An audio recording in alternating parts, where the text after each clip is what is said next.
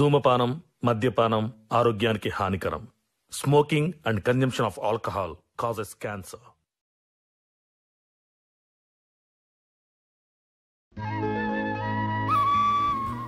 స్వప్న, mill తాళాలు తీసుకురా.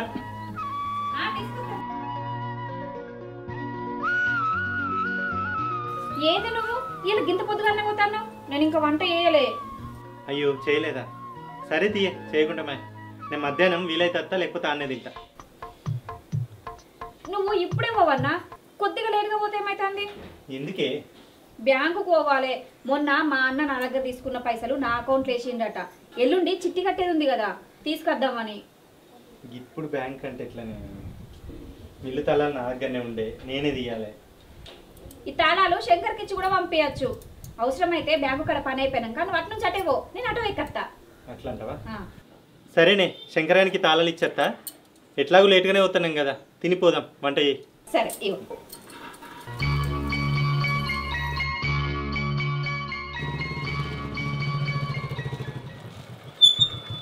అమ్మా అమ్మా వచ్చినావారా? వచ్చినదా? బియ్యం ఏం రాజంత తక్కువ తెచ్చినవి ఈసారి? అవ్వ ఇవి తెచ్చుడే ఇబ్బంది అయిందే. సరే శంకర్, ఎటు పోతున్నారా? ఎట్లా అన్న ఊళ్ళోకి వేస్తున్నా. ఏందిరా అది? ఇవానే బియ్యం అన్న, బియ్యం. మన మిల్లుల సంచి లెక్క పుట్టింది. ఏందిరా సంచి మిల్లులే అన్న, కానీ బియ్యం వేరే కాడ చెప్తున్నా. అమ్మకు ఇంట్లో బియ్యం తినబుద్ధి అవుతుందట, అందుకే వేరే కొనుక్కొస్తున్నా. ఓహో సరే తీరా. ఇక నాకు కొంచెం పని ఉంది, నేను మిల్లుకి లేట్గా వస్తా. ఇక ఆలోపు నువ్వు తాళం దీపో. సేటు మళ్ళీ కోపానికి వస్తా లేట్ అయితే. సరే అన్న, నీకు ఏ పనున్నా నిమ్మలంగా చేసుకొని రా, నేను పోయి తీస్తా. నాకేమైనా పని ఉన్నప్పుడు నువ్వు చేయవా అన్న? సరేరా. ఓ తాళం చేయమని చేతికి వచ్చిందమ్మా, ఈసారి చూడు నువ్వు.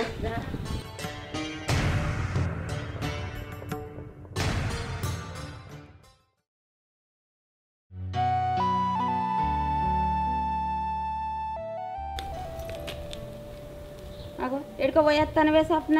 నేను అత్తమ్మ, మా అవ్వగారు కొన్ని పైసలు వేసినా అంటే బ్యాంకు పోయి తెచ్చుకుంటానా. ఈ రోజులలో అవ్వగారి మీద ఆధారపడ్డోళ్ళు లేవలే. అయ్యో అత్తమ్మ, నేనే మా అన్న కొన్ని బదులిచ్చుంటి. మా అన్న పైసలు బ్యాంకులో వేసినా అంటే పోయి తెచ్చుకుంటానా. ఎల్లుండి చిట్టి కట్టేది ఉంది అత్తమ్మ, సంతన్నకు పైసలు ఇవ్వాలి. ఎంత కడతావే చిట్టి? నెలకు 10,000 ఎత్తత్తమ్మ. 10,000 కూడా ఓ చిట్టేనా అని ఎత్తే ఓ 20,000 30,000 ఇవ్వాలి. ఆయనకు వచ్చే జీతానికి 20-30 అంటే ఎంత అత్తమ్మ? ఇంట్లోకెళ్ళ తీసుకోవాలన్నాయి, ఇన్ని పొదుపు వేసుకోవాలన్నాయి. అందుకే ఒక 10,000 అయితే ఎత్తన్నా. మా సరేతి వెళ్ళినప్పుడు ఎందుకే వేసుకున్నాడు? మీ ఊలే బాగా కాకపోయినా చిన్న చిన్నగానైనా పొదుపు వేసుకోవాలి కదా అత్తమ్మ. ఏ ఆపతి ఎట్లత్తదో. మరి మీ శ్రీకాంత్ ఇంకా చిన్న చిన్న పనికి పోవుడేందే? బాగా చదివినోడేనా? పెద్ద పనికి పోవారే. అట్లయితే ఎదుగుతారు కానీ గిట్ల ఎదుగుతారే? చేసే పని చిన్నదైనా కూడా ముంచే తెలివి కూడా ఉండాలి కదా అత్తమ్మ. ఆ తెలివి ఈయనకు లేదు, అందుకే మేము ఇంకా ఎదుగుతలేము, ఇట్లనే ఉన్నాం. ఏందే మాటలేటో వస్తానాయి, ఏమో వంకర తింకర మాట్లాడుతానవేందే? పైసలు ఉన్నప్పుడు ఒక లెక్క, పైసలు లేనప్పుడు ఒక లెక్కలా మెదలుడు నాకు రాదత్తమ్మా. ఉన్నా లేకున్నా ఒకటే తిరుగుంటా. చిన్నప్పటి నుంచి నాకు అదే అలవాటు. అవు కానీ నువ్వెట పోతున్నట్టున్నావు కదా, పో, లేట్ అవుతున్నట్టున్నది.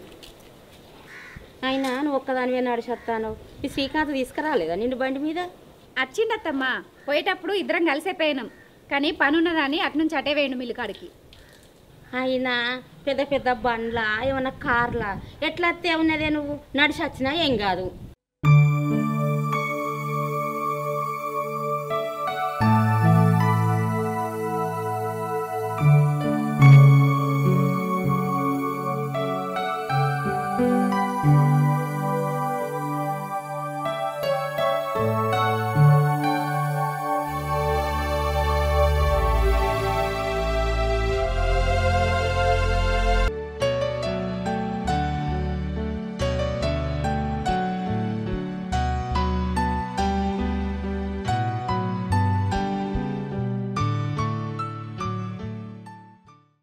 సంగతి ఆడే ఉన్నాడు. అల్లుడు ఈ గ్రూప్లో పైసలు కడదామని ఇంటికి పోతే బుజ్జవ్వ లేదు, ఎటు పోయింది? అయ్యో లేదత్తమ్మా, వాళ్ళ అమ్మ పానం మంచిగా లేదని అమ్మగారి ఇంటికి పోయింది. అయ్యో. 4-5 రోజుల దాకా రాదు. అవునా? మరి ఎవరికి ఇవ్వాలి బిడ్డ ఇవి? సెకండ్ లీడర్ సప్నశైలి ఉన్నది కదా, సప్నశైలికి పో. సరే. ఉన్నవారా? దారబెండలు తెచ్చుకోవాలి, కలుపుతలేదు ఏం లేవు. స్వప్న, అత్తమ్మ దా కూసో. ఇగో పెద్ద లీడర్ దగ్గర పోయి గ్రూప్లో పైసలు ఇద్దామని పోయినా, లేదు బుజ్జవ్వ వాళ్ళ అమ్మోళ్ళ ఇంటికి పోయిందట. రాజకుమారు దారిలో కలిసిండు. లేదు అత్తమ్మ వాళ్ళ అమ్మోళ్ళ ఇంటికి పోయిందని చెప్తే మరి ఎట్లా బిడ్డ ఎవరికి ఇవ్వాలని అడిగిన. చిన్న లీడర్ ఉన్నది కదా ఆమెకి ఇపో అని చెప్పిండు, అందుకే వచ్చిన. మరి అయ్యో నువ్వు ఇక్కడ దాకా ఎందుకు వచ్చినావు అత్తమ్మ? ఒక మాట చెప్తే వచ్చి తీసుకోపోదునా? నేను కూడా గట్టినే అనుకున్నానే, గీ పైసలకు గీడదానికి వచ్చి ఇచ్చుడేందని. రానే బుద్ధి కాలే ఇక్కడ దానికి రావాలని, ఏదో ఇక తప్పదు కదా అని వచ్చిన. బుజ్జవ్వ ఉంటే అక్కడనే ఇద్దును. పాడుగా నేనేంది మీ ఇంటికి వచ్చి ఇచ్చుడేంది? ఏందో ఏమో ఈ పైసల సంగతి. బుజ్జవ్వ ఉంటే ఇడికి రానే రాకపోదు. ఏందత్తమ్మా మొత్తం మనసులో విలువ లేకుండానే మాట్లాడతాను? నీకు రాబుద్ధి రాకపోతే అయిపోవు కదా, ఎవరికన్నా ఇచ్చి పంపితే అయిపోవు కదా, లేకపోతే నేనే వచ్చి తీసుకుందును కదా. వచ్చి ముఖం మీద మాట్లాడడం ఎందుకు? మీకు వయసు పెరిగింది కానీ కొంచెం కూడా బుద్ధి పెరగలే అత్తమ్మా. నాకు గిట్నే మాట్లాడత్తది. పైసలు తీసుకో. మీ లెక్క మందిని ముంచుకుంటా తింటే మాకు కూడా విలువ ఉంటుండే, మాకు అది శాత కాదాయే. ఏం మనిషో ఏమో పతాక ఇంటి దాకా వచ్చి మాటలు అనిపోతాంది. గింతనన్న బుద్ధి పెరగలే. చిచ్చి ఈవెన ఎవరో రమ్మన్నారట, పైసలు ఇవ్వన్నారట, వచ్చి మాటలు అనిపోతాంది. ఎప్పుడు కలిసినా గింతే. ఏం మనిషో ఏం మనిషో.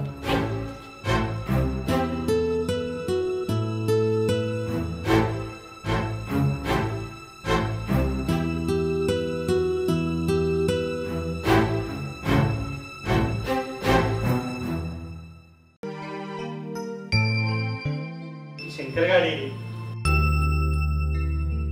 ఏ పని చక్క అయ్యాడు?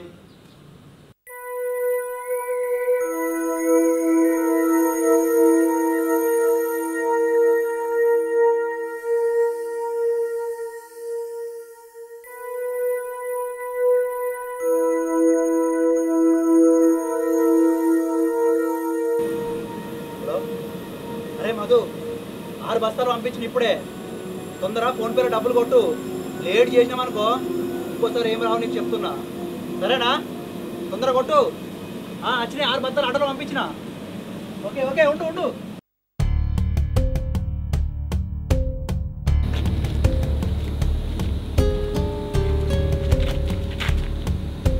ఏం చెప్తున్నారు ఇక్కడ?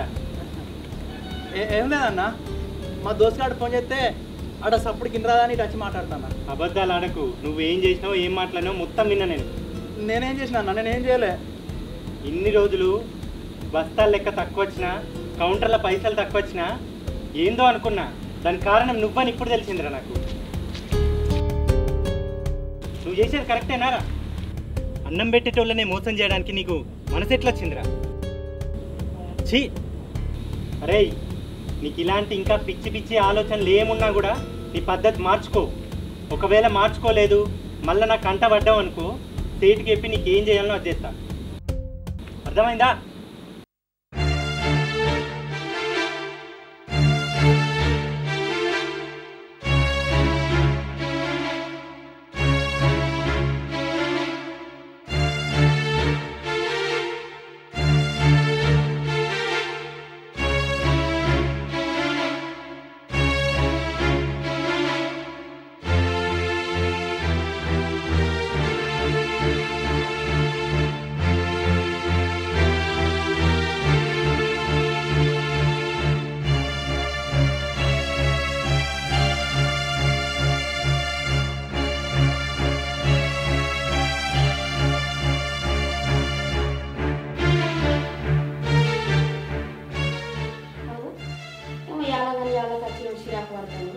ఏమైందిరా? ఇంత కోపం మీద ఉన్నావు, ఏమైంది? ఆ శ్రీకాంత్ గారిని ఏదైనా ఒకటి చేయాలమ్మా. వాడు ఇలా నన్ను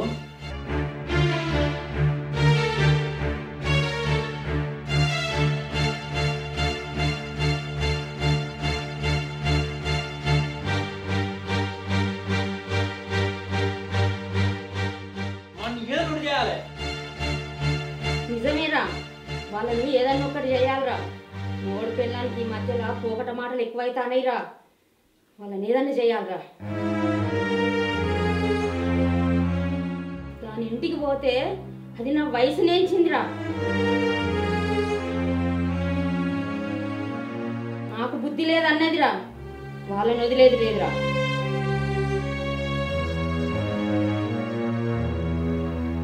బాగా తీసేస్తానే రైస్ మిల్లునే లేకుండా తీసేస్తాన్ని. అట్లా చేస్తే మనదే రాజ్యం బిడ్డ. అట్లనే చేయాలిరా.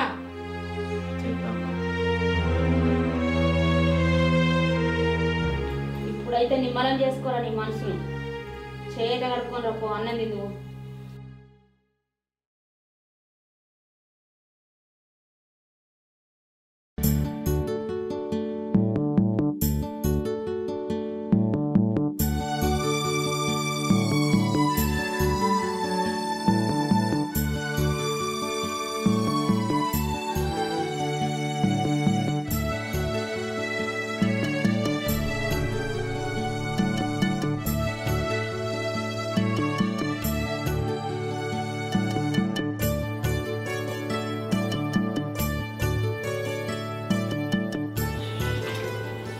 శంకర్ శ్రీకాంత్ ఎక్కడ?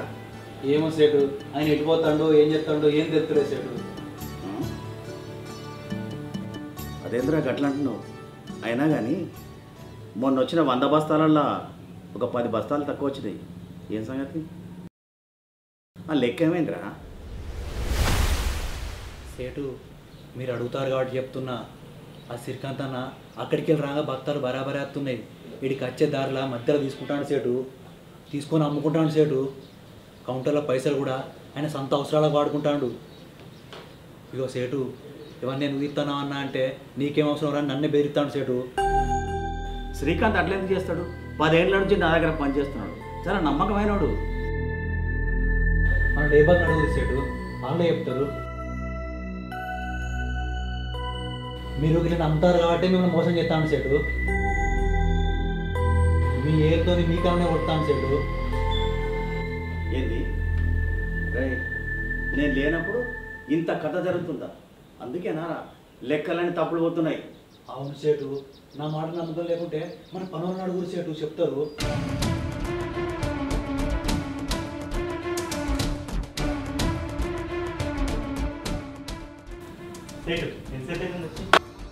నేను అప్పుడే వచ్చినా కానీ ఇంతసేపు అయింది ఏంది? చిన్న పనులు అయితే బయట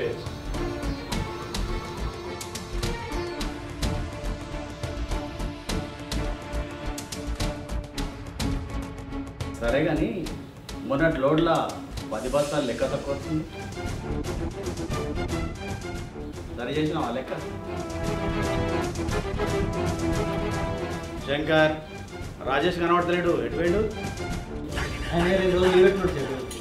ఆ లెక్క సరి చేసినావా? చేసిన సేటు. వాళ్ళు పంపించినవి 90 బస్తాలే, మీకు 100 అని చెప్పారు.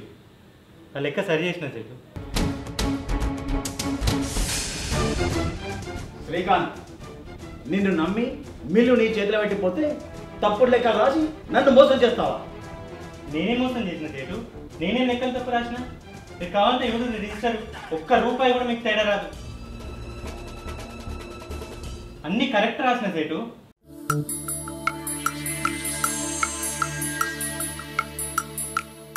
గత కొన్ని రోజుల నుండి చూస్తున్నా, అన్ని నష్టాలే వస్తున్నాయి తప్ప లాభాలు లేదు. నువ్వు లెక్కలని తప్పు రాస్తున్నావు. ఇంకొక క్షణం కూడా ఇక్కడ ఉండాల్సింది లేదు. వెళ్ళు బయటకు. సేటు, నేనేం తప్పు చేసిన? నేనేం తప్పు చేయలేదు. 10 సంవత్సరాల నుంచి నమ్మకంగా పనిచేస్తున్న సేటు. కావాలంటే మొత్తం లెక్కలు అన్ని మీకు మొత్తం చూపిస్తా, చూడండి.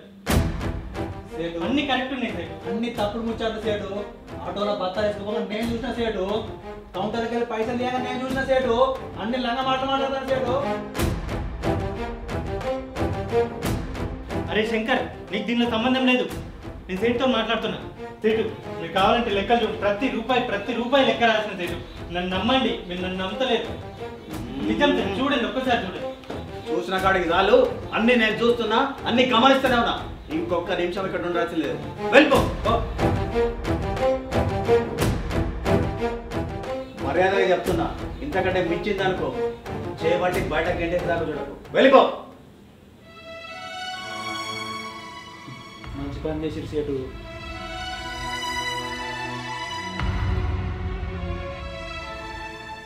ఒరే ఈ లెక్కలన్నీ కరెక్ట్ ఉన్నాయో చూడాలి, అర్థమైందా? సేటు సరే సేటు.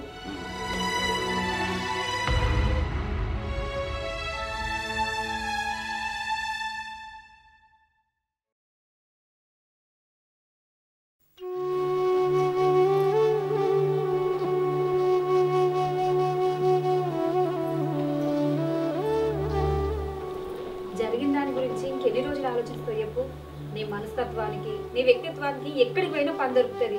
అయినా నువ్వేమైనా చదువుకోనోనివా ఇట్లా బాధపడడానికి? నువ్వు ఇట్లా బాధపడుకుంటుంటే నేను చూడలేకపోతున్నా.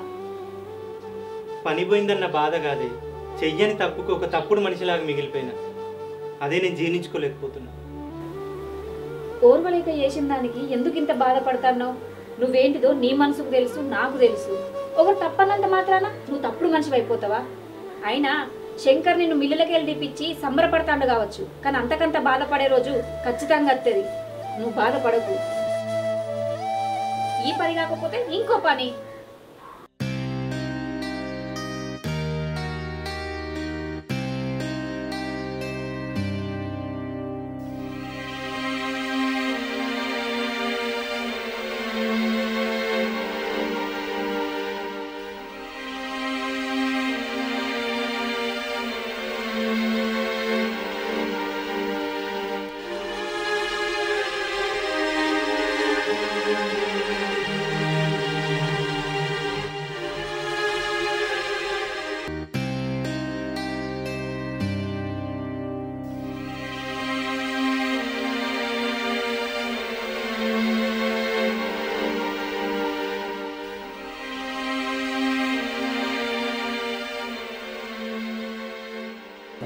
రాజేష్, సేటు నాకేదో అనుమానం వస్తుంది. అన్లోడ్ చేసే బస్తాలు తక్కువగానే పడుతున్నాయండి. సేటు చాలా రోజుల నుండి ఒక విషయం మీకు చెప్దాం అనుకున్నాం. ఆ సమయం ఇప్పుడు వచ్చింది. మీ మంచితనాన్ని ఆసరగా తీసుకొని ఆ శంకర్ గాడు మన మిల్లులో ఉన్న బస్తాలన్నీ దొంగతనంగా బయట అమ్ముకుంటున్నాడు. ఏంది నువ్వు చెప్పింది నిజమా? నిజం సేటు. ఏ తప్పు తెలియని శ్రీకాంత్ మీద మీరు నిందేసినప్పుడు ఆ రోజు నేను పనికి రాలేదు. లేకపోతే ఆ విషయాన్ని ఆ రోజే చెప్పేటోను. సేటు శంకర్ గాడు పెద్ద దొంగ, పెద్ద దంగ. వాడు ఎదుటోళ్ళని మోసం చేసి పైకి ఎదిగేటోడు. అలాంటిది పాపం ఆ శ్రీకాంత్ ఏ తప్పు చేయలేదు, చెయ్యడు కూడా. అలాంటి మంచి మనిషిని ఈ మిల్లుల నుంచి మీరు బయట వెళ్ళగొట్టారు. రాజేష్, శ్రీకాంత్ తప్పు చేసిండని అందరు మనోళ్ళంతా చెప్పారు కదా, పనోళ్ళందరూ. అందుకే నేను నమ్మిన. అదంతా అబద్ధం. ఆ శంకర్ గాడు ఇక్కడ ఉన్న వాళ్ళందరికీ మందు తప్పించి అందరి చేత అబద్ధం చెప్పించింది. నిజమా? నిజం. ఇంత పెద్ద పొరపాటును నేను ఎట్లా చేసిన రాజేష్? కావాలంటే శంకర్ గారిని అడిగింది సేటు మీరు.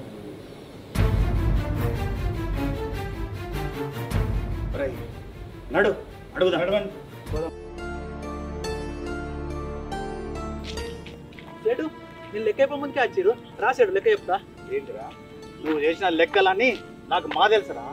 నువ్వు ఇక్కడ నుంచి ఇక్కడనే వెళ్ళిపో, లేదంటే అడుగురా ముందు. సేటు నేను ఏం తప్పు చేసిన సేటు? నన్ను ఎందుకు ఎలా కొడుతురు? రేయ్, ఇంకొక మాట మాట్లాడినావంటే బిడ్డ పోలీసు వాళ్ళని పిలిపించి బొక్కలలోకి తేవనుకుంటావు. సేటు నేనేం తప్పు చేయలేదు సేటు. నేను ఓన్ సేటు, నేను ఇక్కడనే ఉంటా సేటు. రేయ్, సేటు నువ్వెంత తప్పు చేసినావు, ఎంత ద్రోహం చేసినావు నీ మనసు ఉండదురా. నీ మనసు చెప్తుంది. ఎన్నింటి భాష లెక్క పెట్టుకోవడం నువ్వు కూడా ఒక మనిషి వినట్రా. నడువురా. సేటు రేయ్, ఇంత నమ్మక ద్రోహం చేస్తావారా? విశ్వాసం లేని కుక్క.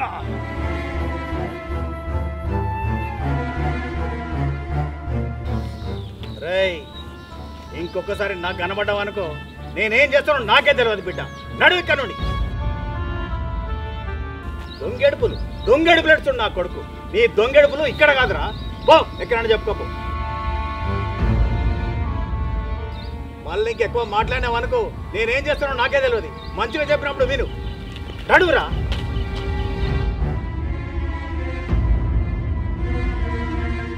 ఈ అవలగాని మాటలేని అనవసరంగా శ్రీకాంత్ను మిల్లుకి వెళ్ళగొట్టినా. అయినా కానీ నా మనసు ఎక్కడ ఆలోచించింది? నేను ఎందుకు తప్పు చేసిన? ఈ తప్పును నేను ఎట్ట సరిదిద్దుకోవాలి? లేదు, పోదాం శ్రీకాంత్ దగ్గరకు పోయి జరిగిన తప్పును మనం చెప్పి మళ్ళీ బిల్లుకు రమ్మని చెప్పు.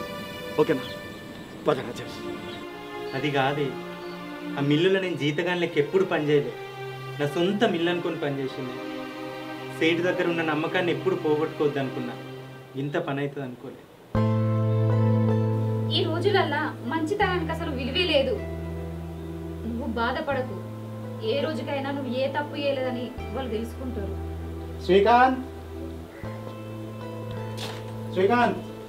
సేటు మీరు కూర్చోండి. పర్వాలేదు.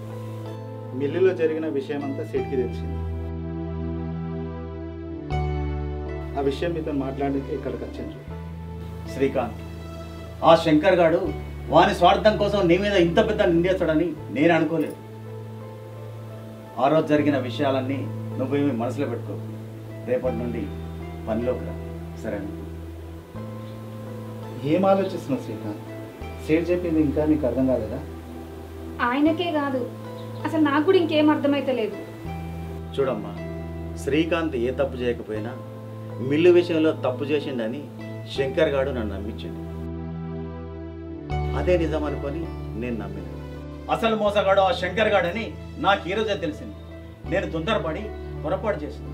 ఆ పొరపాటును సరిదిద్దుకుందామని ఈరోజు నేను మీ ఇంటికి వచ్చాను. చూడు శ్రీకాంత్, ఇన్నేళ్ళు నువ్వు నా దగ్గర పనిచేసినావు.